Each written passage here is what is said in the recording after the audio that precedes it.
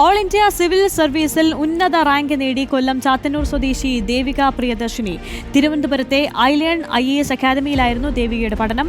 ILearn അക്കാദമിയിൽ പഠിച്ച 50ഓളം പേരാണ് ഇത്തവണ സിവിൽ സർവീസ് റാങ്ക് ലിസ്റ്റിൽ ഇടം നേടിയത്.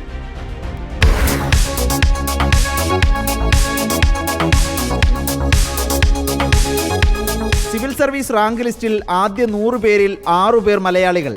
അതിൽ 5 പേരും തിരുവനന്തപുരത്തെ ഐലേൺ IAS അക്കാദമിയിൽ പഠനം നടത്തിയവർ. എൻ്റെ പേര് ദേവിക പ്രിയദർശിനി എന്നാണ്. ഈ വർഷത്തെ സിവിൽ സർവീസ് പരീക്ഷയിൽ 95ാമത്തെ റാങ്കാണ്.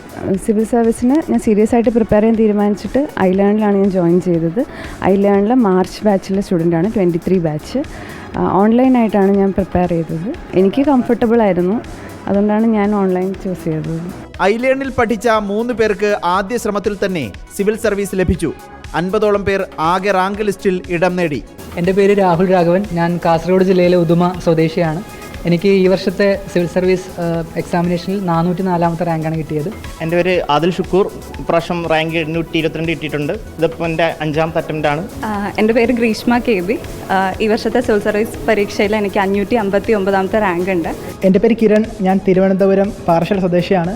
ഇതെൻ്റെ 5ാമത്തെ അറ്റംപ്റ്റ് ആണ്. അപ്പോൾ എൻ്റെ ആദ്യത്തെ മെയിൻസും ആദ്യത്തെ ഇൻ്റർവ്യൂ ആണ്. എൻ്റെ പേര് അക്ഷയ്. ഞാൻ എറണാകുളത്ത് വരാപ്പുഴ സ്വദേശിയാണ്. എൻ്റെ ആദ്യത്തെ പ്രിലിംസ് ആണ്, ആദ്യത്തെ മെയിൻസ് ആണ്, ആദ്യത്തെ ഇൻ്റർവ്യൂ ആണ്.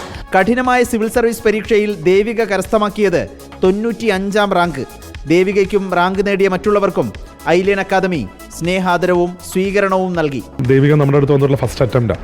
അപ്പം ദേവിക വന്ന് ആ ആദ്യത്തെ അറ്റംപ്റ്റ് തന്നെ ദേവിക പ്രിലിംസ് എഴുതുന്നു, മെയിൻസ് എഴുതുന്നു, ഇൻ്റർവ്യൂ വരുന്നു. ആ ഫസ്റ്റ് അറ്റംപ്റ്റ് തന്നെ ക്ലിയർ ചെയ്യുന്നു എന്നുള്ളതാണ്. 800+ ഹവേഴ്സ് ഓഫ് ക്ലാസ്സസ് നമ്മൾ കൊടുക്കുന്നുണ്ട്. ഈ പ്രോസസ്സിൽ കൂടെ ഓൾറെഡി പാസ് ചെയ്ത് പോയിട്ടുള്ളവരാണ് ഞങ്ങളൊക്കെ.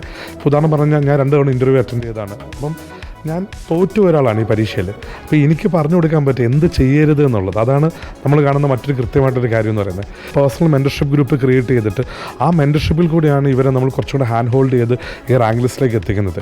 പഠനമുറികളിലെ കാർക്കശ്യമല്ല, ഒരു കുടുംബം പോലെയാണ് ഐലേണിലെ പഠന രീതിയെന്ന് അക്കാദമി ഡയറക്ടർ മുഹമ്മദ് ഷിനാസ് പറഞ്ഞു.